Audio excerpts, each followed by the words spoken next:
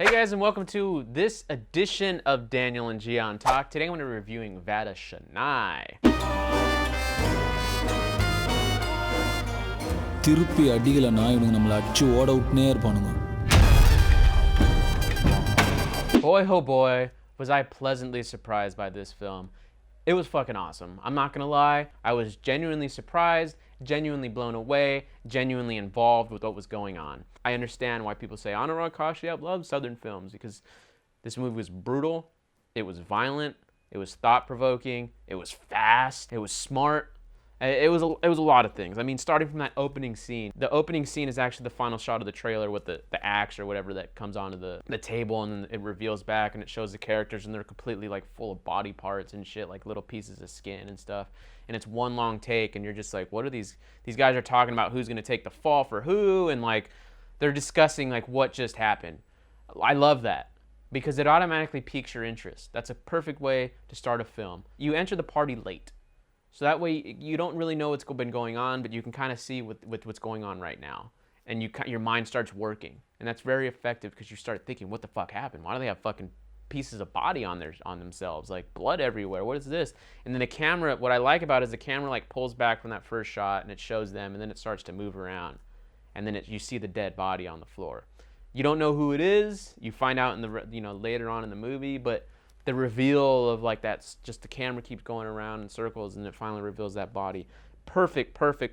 Not only does it like keep your mind like active and like what's going on, it also sets up the world that we're in. That first shot, you see the axe and the fucking blood parts. You know it's gonna be violent. You know it's gonna be fucking part of the criminal underworld, and you know that there's just something else going on here. But you get set off right away.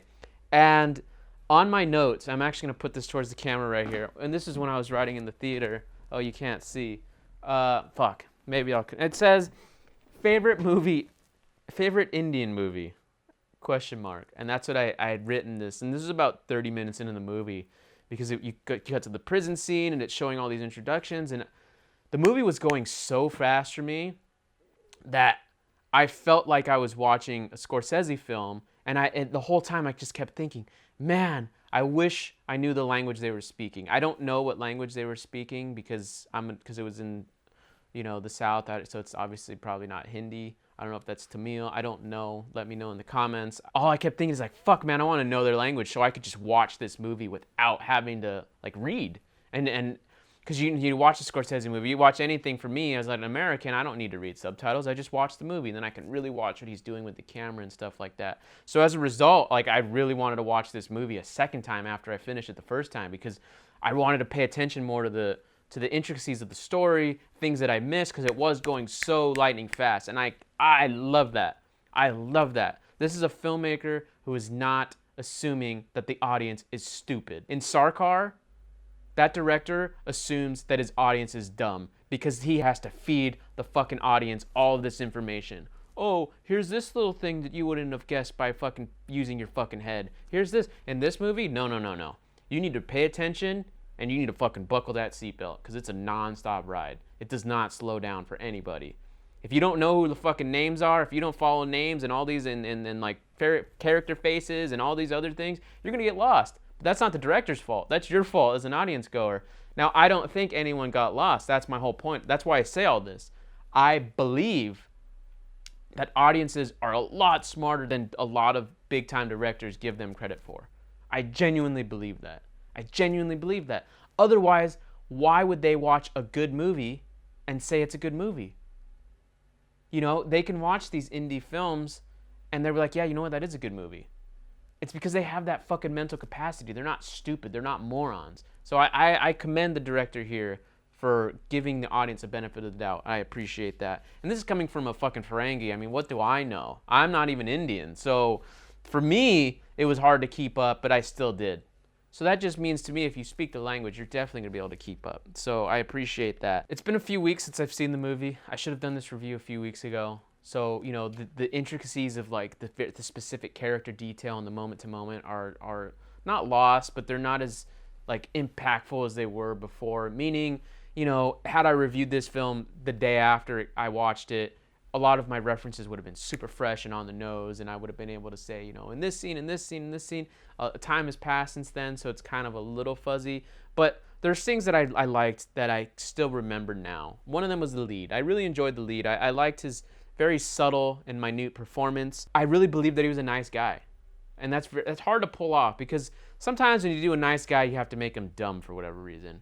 I appreciated him being nice, but not just nice, but humble.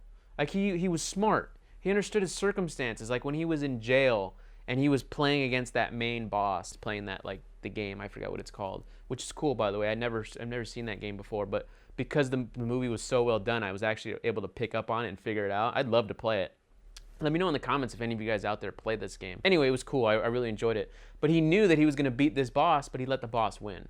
But the boss was smart enough to be like, I know you let me win. Just that level of sophistication really spoke to me. I mean, not that I've been in prison, not that I know it, but it's just like the guy's being aware of his circumstance. He didn't just do something for the sake of the story. Even though him losing is actually a plot point, and you do get to see that later on in the movie, because it's revealed that the reason why he lets the boss win is so he can, like, enter his trust, so he can actually kill him, because as we find out, he was sent to prison in the first place as a favor, because our main character owed this rival boss his life, because he saved his life. He really saved his life, and that was a big thing. You know, you saved my life, I owe you my life, I'll do whatever you want. And that's what this rival boss wanted. He wanted to infiltrate prison and go and kill this guy. And he eventually does make an attempt on his life, doesn't kill him. I believe that's how intermission starts, is right after this moment, which is very interesting. I really actually enjoyed that he didn't kill him either. Not because I liked the character, which I did. I really liked that boss guy. He was very compelling, and I just liked him as an actor. He was great to watch on screen. All of his scenes were well done.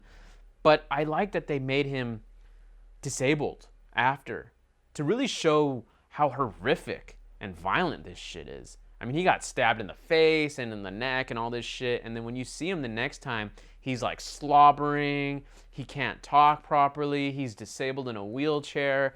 I mean, that really impacted me a lot. Way more than him just dying, as a matter of fact, because now it's this interesting turn of events where, oh shit, we thought he was dead, but now he's not.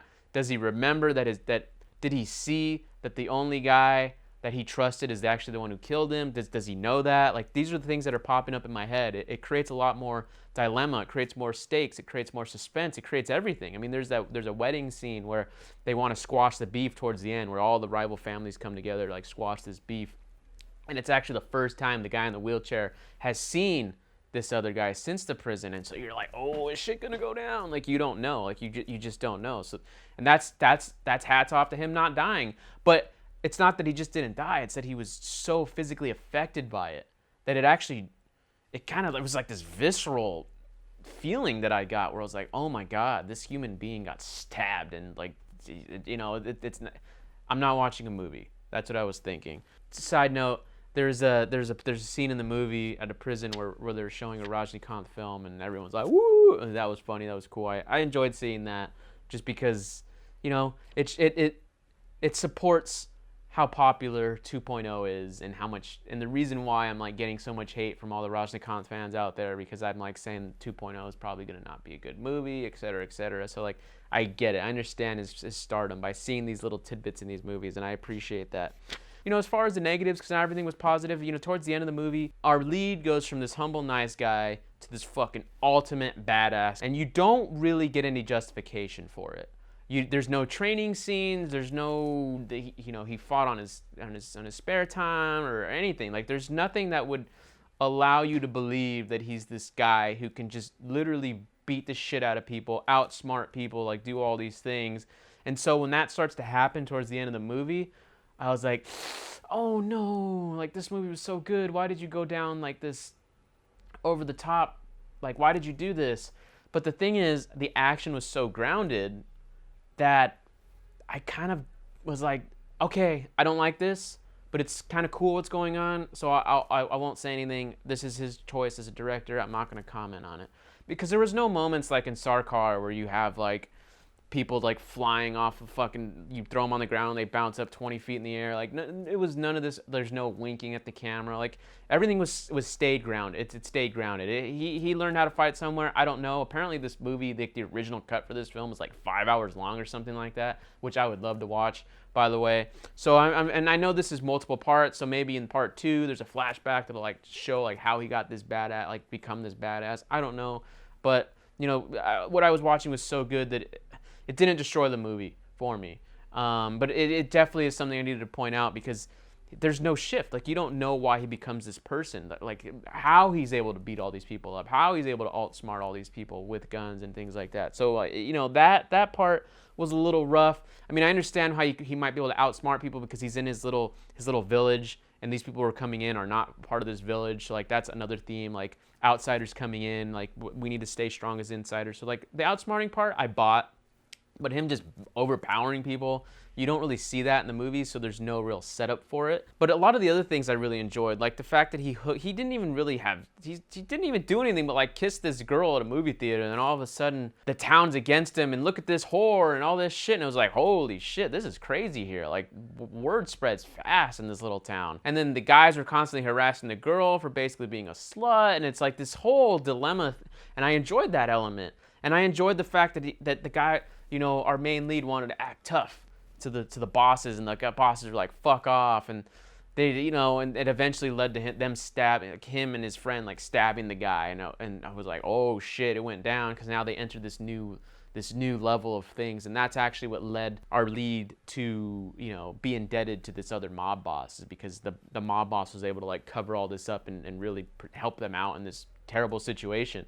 And so, you know, that was interesting. I really liked how that played out, because it just, everything was grounded, everything felt contained, and nothing was too over the top. There was no music just for music, there was no songs just for songs. Everything just felt contained in this world. It at the very beginning it says once upon a time in Chennai, and as I've said in other reaction videos, the movies with Once Upon a Time are usually some of the best movies. Once Upon a Time in America, Once Upon a Time in the West, you know, Once Upon a Time in China.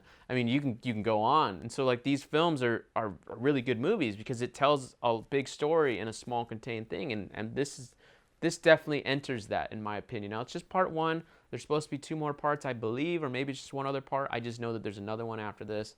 But overall, I mean, I had a great time. I mean, the action was good, like I said at the end, but just the justification for it didn't sit well with me. But overall, those first 3/4, amazing gangster film.